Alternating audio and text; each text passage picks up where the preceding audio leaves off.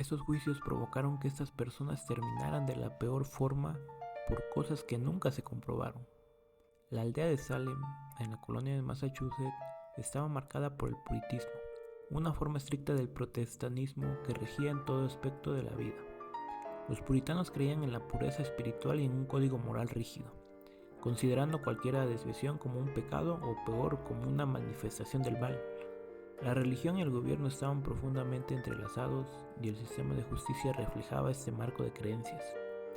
La vida en Salem era difícil, la comunidad enfrentaba amenazas de ataques indígenas, enfermedades y condiciones de vidas duras, lo que generaba ansiedad y desconfianza.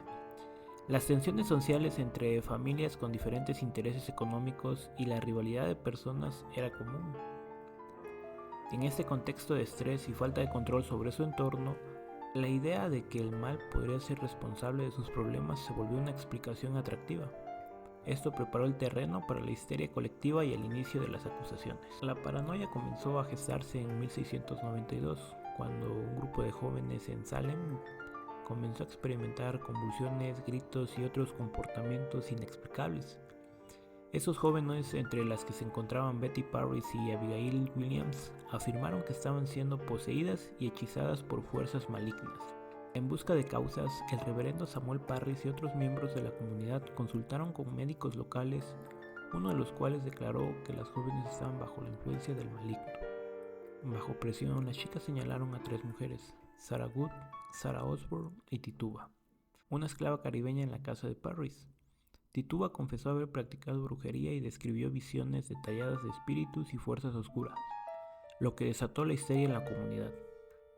Pronto las acusaciones se extendieron y se dirigieron a otros miembros de la sociedad, pues cualquier comportamiento inusual o diferencial podía ser interpretado como signo de brujería. El sistema judicial de la época permitió métodos de evidencia débiles y subjetivos, y los juicios de Salem fueron un claro ejemplo de cómo estos podían ser explotados. Uno de los métodos más controversiales fue el testimonio espectral, que permitía usar los testimonios de las víctimas sobre los espíritus o espectros de las brujas como evidencia en la tribuna. Además, la prueba de toque se usaba para confirmar la culpabilidad, creyendo que una persona afligida reaccionaría al tacto de su hechicero. Este tipo de pruebas carecían de base lógica o empírica, pero se consideraban válidas en los tribunales de Salem. Las acusaciones se basaban en rumores, conflictos personales y prejuicios. Por ejemplo, mujeres que vivían solas tenían una actitud independiente o habían sido previamente descritas que eran sospechosas. Las acusaciones se multiplicaron y el pánico se expandió a otras aldeas. Algunos casos emblemáticos en los juicios fueron los de Richard Bishop, que fue la primera persona en ser mandada al otro mundo, conocida por su comportamiento independiente y sus desacuerdos con otros aldeanos. Bishop fue rápidamente señalada, fue juzgada y finalmente terminó su vida el 10 de junio de 1692, a pesar de la falta de pruebas concretas en su contra.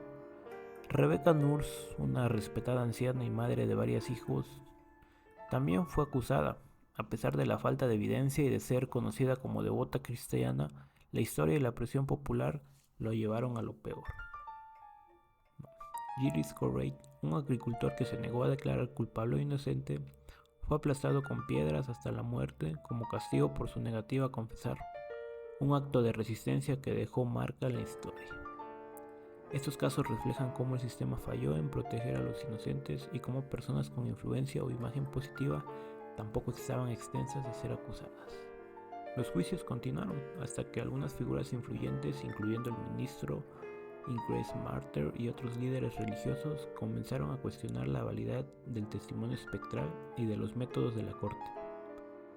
Marter publicó un texto en el que argumentaba que era mejor dejar libre a los culpables que condenar a un inocente basándose en pruebas poco fiables. En octubre de 1692, el gobernador de Massachusetts, Pepys, prohibió los juicios y disolvió la corte de Hoyer y Thermidor, ordenando que los futuros casos se juzgaran con estándares más altos de evidencia. Aunque muchos de los acusados fueron liberados, el daño estaba hecho. 20 personas se fueron de este mundo y muchas más encarceladas, dejando familias devastadas. Con el tiempo, algunos de los jueces y otros involucrados en los juicios expresaron remordimiento y pidieron disculpa, reconociendo que se habían cometido injusticias. En 1702, la colonia declaró que los juicios de Salem habían sido ilegales, y en 1711 se aprobaron compensaciones para algunas de las familias afectadas. Los juicios de Salem han dejado una huella profunda en la cultura y la historia estadounidense. Se ven hoy como un ejemplo de los peligros de la histeria colectiva, la falta de un sistema judicial imparcial y el poder destructivo de las supersticiones y el fanatismo. Los juicios han servido como advertencia contra los juicios injustos y el uso de la ley para perseguir a personas inocentes. Este episodio ha sido representado en múltiples formas en la cultura popular. En la actualidad, los juicios de Salem se estudian como un recordatorio de la importancia de un sistema judicial justo y de cómo las emociones y los prejuicios colectivos pueden desvirtuar la justicia. Además, los eventos siguen siendo un punto de referencia en los debates sobre derechos humanos, justicia y las garantías que deben proteger a todas las personas frente a la persecución injusta.